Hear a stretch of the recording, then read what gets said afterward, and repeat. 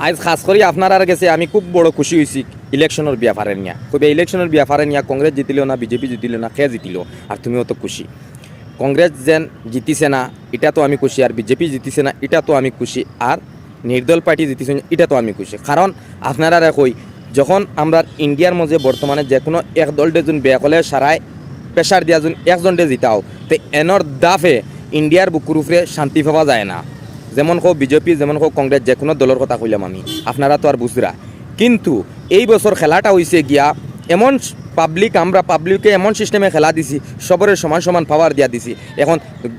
দুই দল এখান হয়ে গিয়া মিলিয়ে গিয়া তুমি তাই গঠবন্ধনের হিসাবে গিয়া যে কোনো একজন গিয়া প্রাইম মিনিস্টার বনতায় তে এখন আপনারা কইবা তুমি অত খুশি কেন কারণ আপনারা দেখুন এই বছরের ইলেকশনে পাকিস্তানের পাকিস্তান জেলা যেন একবার হইছিল সারা দল একজনের